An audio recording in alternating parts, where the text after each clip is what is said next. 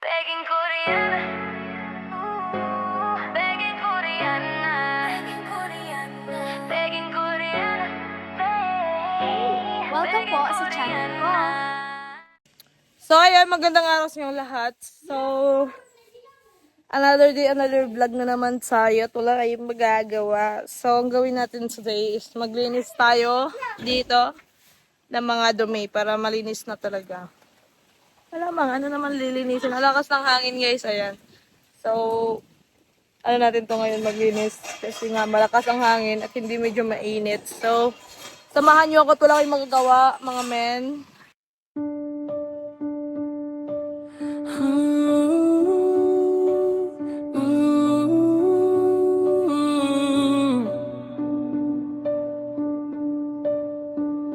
Simula nang makilala ka, hindi maipaliwanag ang nadarama. Dibdib ko'y kabang-kaba sa tuwing nakikita ka. Hindi kumpleto ang araw ko kapag hindi ka nakikita. Ikaw o aking sinta, ikaw lang, wala nang iba.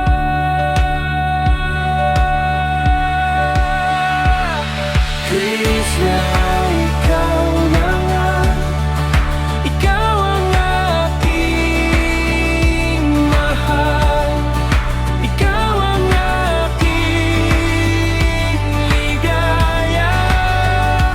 Oh Krishna, walang iba.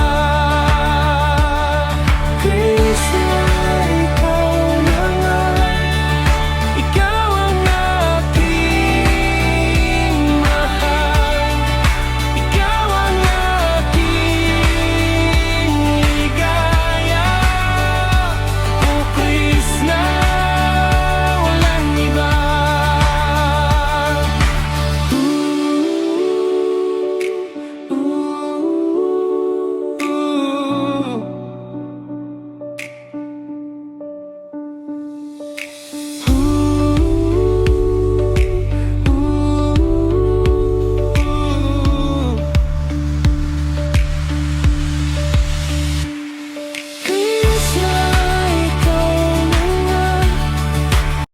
So, ngayon guys, kakatapos lang namin kanina lang pala kami maglinis, hindi pa nga tapos, yan. So, pupunta ako ng Damilag kasi may ihahatid ako doon, pabigay ni Tita, Jojo. So, pupunta ako ng Damilag. So, samahan nyo kami sa aming paglalakad at wala kayo magagawa. So, nakasando tayo kasi masakit nga maano yung tattoo ko. So, mag-ano ko ng jacket. Or, ayoko mag-jacket. Pero kailangan ko. Kailangan natin ng jacket for today's video. So, let's go guys. Samahan nyo ako ulit. Puro sama. Ayun nga yung farmhouse. Medyo malinis na siya. Ay, kulang lang yan ng pinto at bintana. So, hindi pa kasi dumating yung glass na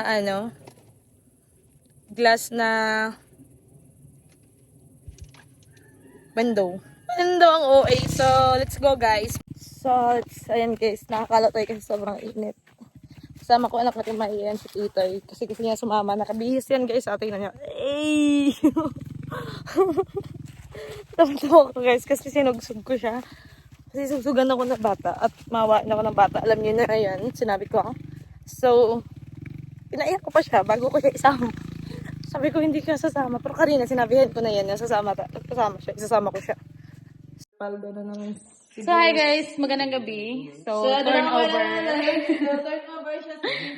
So, exchange muna kami for tonight's vlog. So, i-house tour ko kayo ngayon. So, kakatapos pa lang ng bahay ko. So, Ang ganda ng bahay may bisita kami dito. Ay, di ang ganda ng bahay mo. Small thing. So, dito, makita nyo, konting-konti na lang talaga, parang ano na lang dyan. Basta yun na yun. Tapos, pasok tayo dito sa first floor. Kasi, dalawang story to. Kasi, so, ganito siya. Malawak siya at, basta, sobrang malawak siya. Good for 5 family. Basta, nakatayo lang kayong lahat. So, ayan, may kasama ako dito. Sino to? Ha? So, first time niyang makapunta dito. Second time pala, sorry. Mali tayo dito. So, dito may pintuan kasi ito yung gagawing kusina dito. Paglabas, kusina dyan. Saka CR siguro. Di ako sure kasi di ako contractor. Tapos, punta tayo doon sa second floor. Dali, do! So, punta tayo dito sa second floor at may bisita ako. So, hayaan na lang natin na dyan kasi first time niya makapunta dito. Saya ko. Ganyan talaga pag walang kain. So, pagdali do, ako mag-house tour ko. Di bawal nahugaw! Maganda ako Oh my sa'yo eh. God. Nadumihan yung yung stair. What's there? So, punta tayo dito sa itaas. So, para tayong dinumog ng wakwak, no? Kasi galing pa lang namin sa biyahe. And as you can see, guys, ang dilim. And may mga tao dyan, oh. Sino yan? Ayan, may mga tao. Dali, hinay! Hinay lang, do! Dali.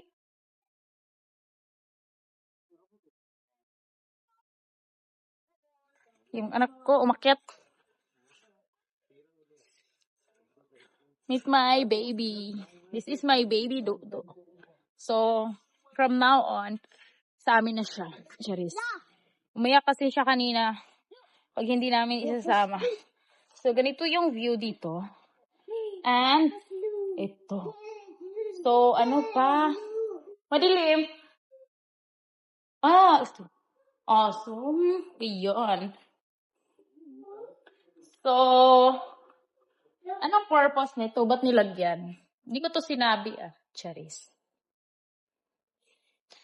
And then, ang ganda dito. Uy. Ganyan ang view mo dito. Ayan. Tapos, ikot-ikot ka lang dito. Malawak din dito sa loob. So, ayan. Ganyan. So, ayan, kita nyo yan? Paano ba yan ituro? Paano siya ituro? Basta yun na yun. Kiss. So, ayun guys, no? Ay, madi mo magkita kay mahulog mo. So, dito tayo. Okay na, ne? So, ikot lang tayo dito. Diyan. Dito ka.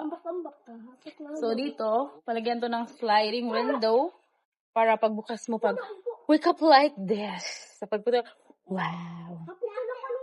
Parang, ang ganda. So, anong purpose nitong malaki at yung maliit? Aircon siguro to. Nakalimutan ko. Magpalagay pala ako ng aircon dito. Kasi, kunti na lang yung hangin sa ulo ko. Kailangan ko mag-refresh.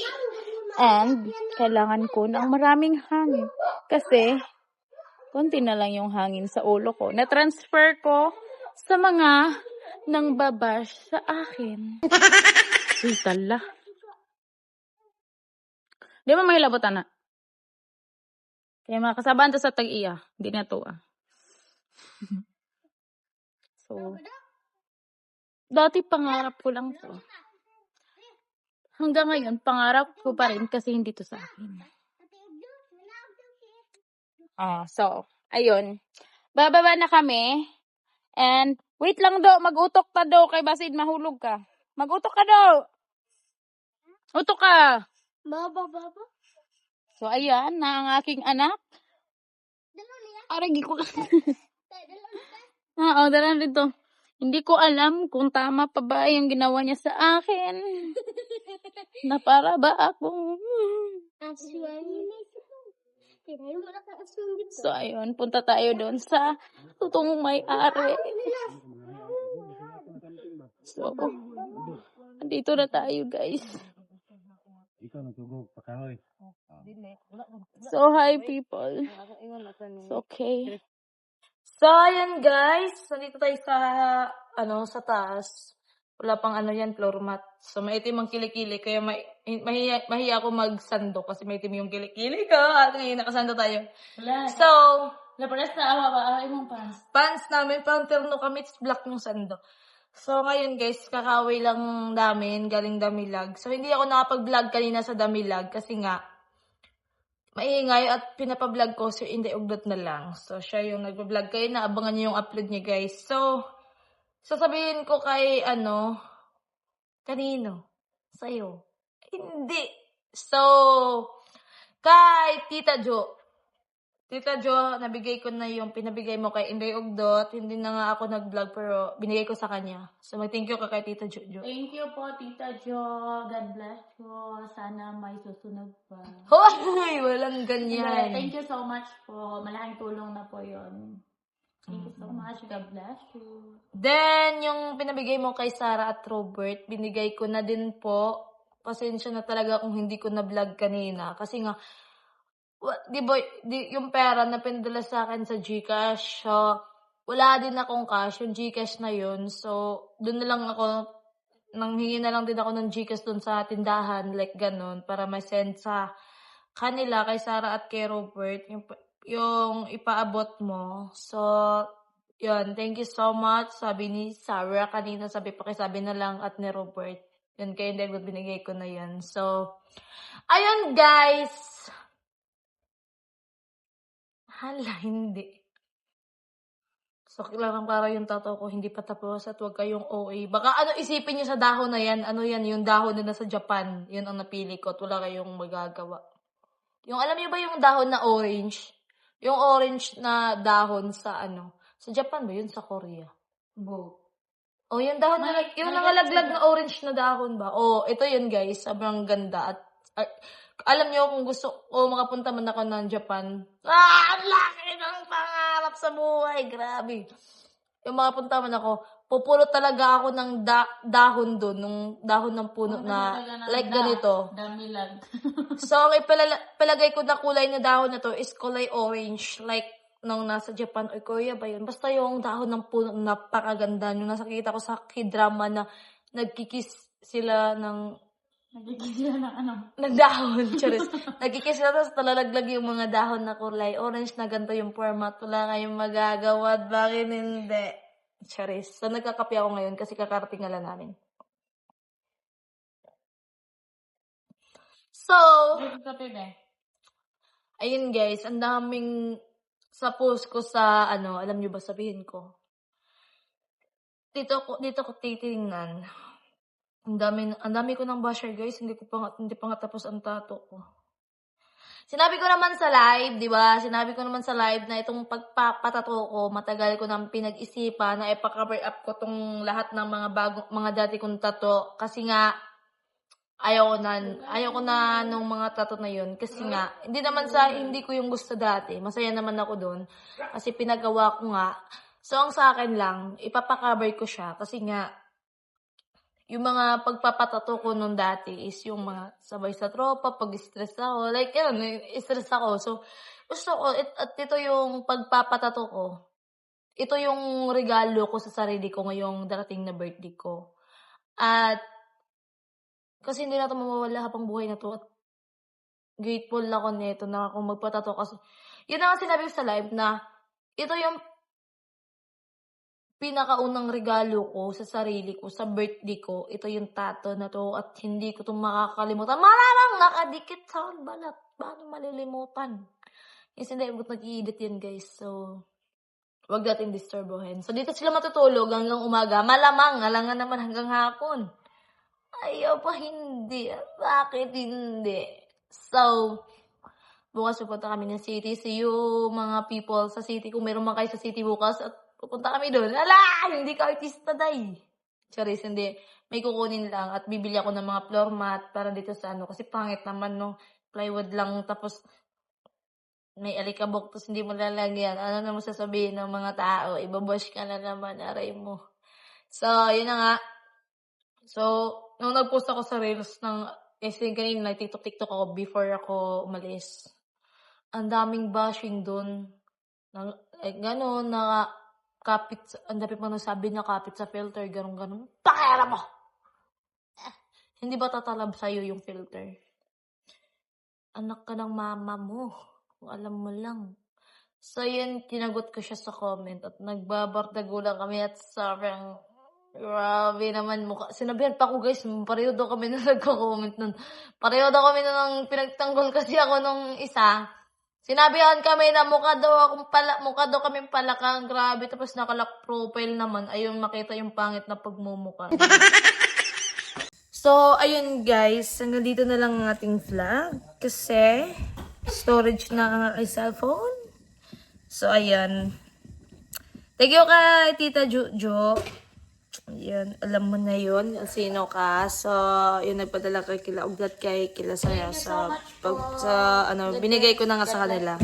So, yun, thank you kay Tita M ng Honolulu. Thank you so much sa iyo, Tita M. Ingat ka palagi dyan. God bless. And, wait, kay Mami ng Germany and, yan, Mami L. Mami L? O Mami L and Tita Seb. Thank you so much, guys. Mga lola ko, thank you. And ingat kayo palagi. Thank you sa walang sawang suporta sa amin.